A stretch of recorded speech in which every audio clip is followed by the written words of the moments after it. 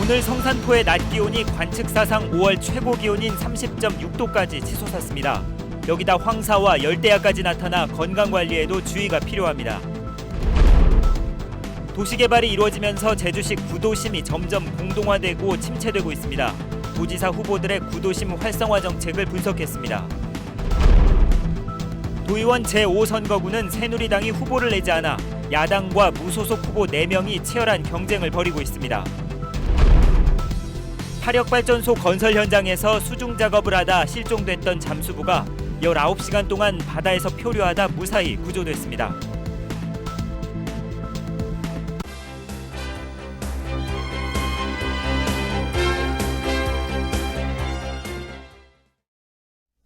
여러분 안녕하십니까? 뉴스데스크 제주입니다. 오늘 많이 더우셨죠?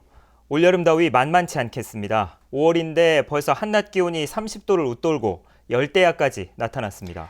황사도 사흘째 지속되면서 건강관리에도 주의가 필요합니다. 김현선 기자입니다. 제주 시내가 뿌옇게 황사로 뒤덮였습니다. 사흘째 황사가 나타나면서 미세먼지 농도는 장시간 실외 활동을 자제해야 하는 나쁨 단계까지 치솟았습니다. 마스크도 하고 또 뭐 할 때는 목에 이렇게 손수건 같은 거 묶고 다니고 숨에 걸리는 것 같은 느낌이 있어요. 때이른 더위에 행인들의 옷차림은 한결 가벼워졌습니다. 반소매 티셔츠에 반바지가 등장하고 선글라스와 양산으로 내려쬐는 햇볕을 가립니다.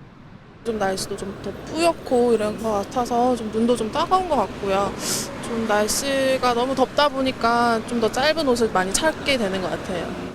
따뜻한 남서풍에 한라산에 의한 폐년상까지 발생해 오늘 서귀포와 성산포의 낮 기온이 30도를 웃돌면서 기상 관측 이래 5월 기온으로 가장 높았습니다. 특히 어젯밤 제주시 지역에 올해 처음 열대야 현상까지 나타났습니다. 5월 열대야는 이번이 처음이고 지난해보다 한 달 넘게 빠른 것입니다. 제주 남서쪽에 있는 따뜻한 공기가 남서기를 타고 제주도로 유입되면서 한라산을 넘어오면서 기온이 큰 폭으로 상승을 했습니다. 7월 상순 같은 무더위는 이번 주말까지 이어지겠고 황사는 내일도 계속되겠습니다. 황사에 때이른 무더위까지 겹치면서 식중독이나 알레르기 질환 등이 발생할 가능성이 높아 건강관리에도 각별한 주의가 필요합니다. MBC 뉴스 김현선입니다.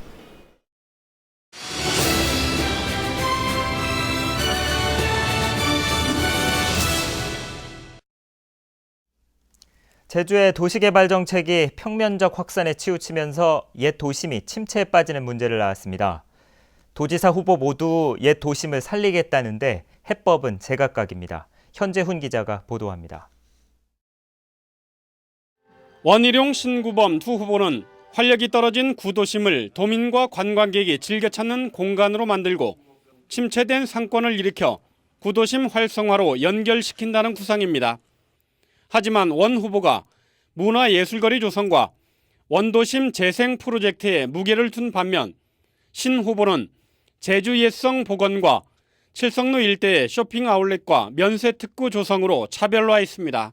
시장도 있고 문화예술의 거리도 있고 전통적인 역사의 유산도 있고 그래서 이 부분을 저는 대대적인 투자를 해서 관광객들의 필수 코스로 살려야 된다고 생각하고요. 제주성을 복원을 하고 그 안을 사람들이 자유롭게 몰려와서 사 먹기도 하고 물건을 사기도 하고 관람을 하기도 하고 또 놀기도 하고 그러한 거대한 제주 광장으로 만들고 싶은 거거든요.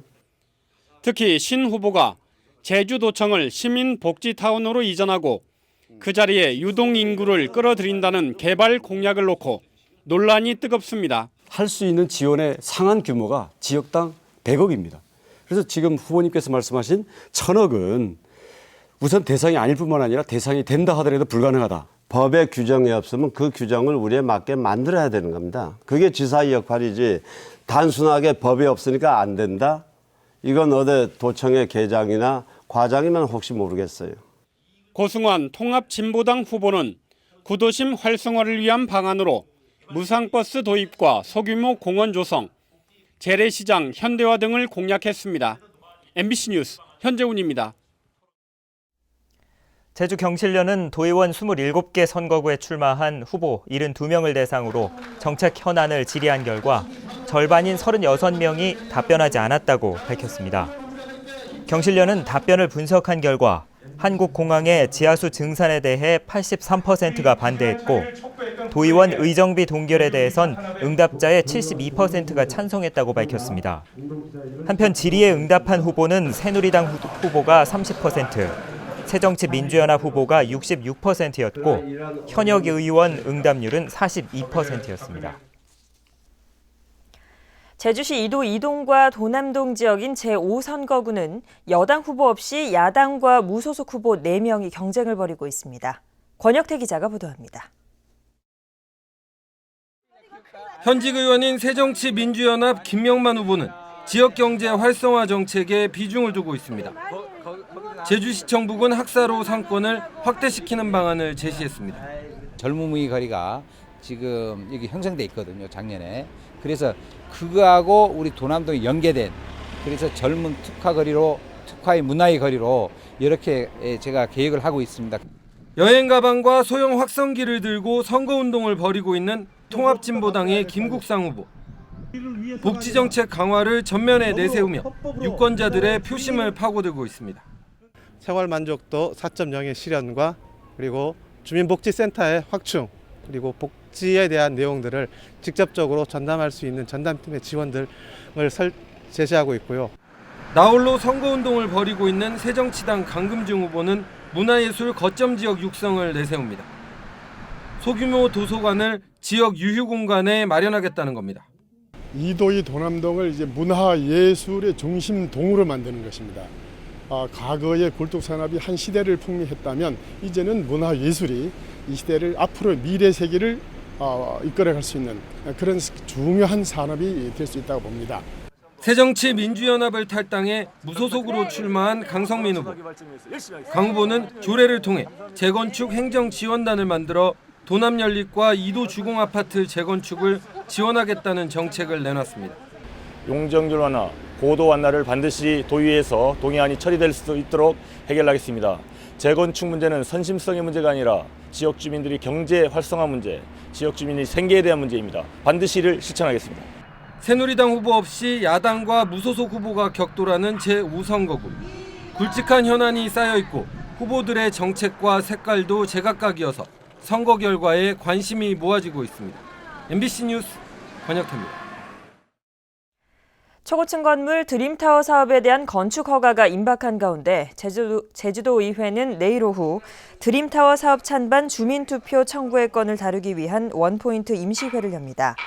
행정자치위원회는 이에 앞서 1차 회의를 열어 안건을 심사할 예정입니다. 이번 임시회는 새정치민주연합 도의원들이 소집을 요구했고 무소속 강경식 의원도 동참했습니다. 이들은 인허가 절차의 적법성 여부를 떠나 중국 자본 투자에 따른 개발 이익 환원과 재난 대책, 교통 혼잡 등 주민에게 미치는 영향이 크기 때문에 드림타워 사업은 주민투표 대상이 된다고 밝혔습니다. 원희룡 신구범, 고승환 제주도지사 후보 3명은 오늘 감사위원회 독립성 강화와 인사위원회 혁신, 부동산 개발제도 재검토 등을 추진하겠다고 제주참여환경연대와 정책협약을 맺었습니다. 이 자리에서 드림타워 사업을 주민투표로 결정하자는 방안에 대해 세 후보 모두 동의의 뜻을 밝혔습니다. 파력발전소 건설 현장에서 수중 작업을 하던 잠수부가 어제 오후 실종됐는데 19시간 동안 표류하다 무사히 구조됐습니다. 이소연 기자입니다. 잠수복을 입은 사람이 소형 부위에 의지한 채 바다 한가운데 떠 있습니다. 해양경찰이 바다에 뛰어들어 잠수부를 구조해 경비함정으로 옮깁니다. 카포스를 잡으면은 천천히 우연으로 유도하는 거라. 잠수부 42살 김모 씨는 어제 오후 2시 반쯤 제주시 차기도 북서쪽 1.1km 해상의 파력발전소 공사 현장에서 수중 촬영을 하던 중 실종됐습니다. 빠른 물살에 휩쓸려 19시간 동안 표류했습니다. 상승하는 과정에서 이제 수심이 있다 보니까 감압이라는 걸 알지 않습니까? 감압하는 과정에 좀 많이 이동이 됐나 봐요. 김 씨는 차가운 바다에서 하룻밤을 보냈지만 건식 잠수복과 잠수 장비 덕분에 견딜 수 있었습니다. 직접적으로 물하고 닿지 않기 때문에 그 드라이슈트 안쪽에 또 내피를 따로 입고 그다음에 드라이슈트를 착용하게 됩니다. 그렇기 때문에 체온 유지가 웨슈트보다는 덜 하게 됩니다. 해양경찰은 건설 현장 관계자를 상대로 사고 경위와 안전수칙 준수 여부 등을 조사하고 있습니다. MBC 뉴스 이소연입니다.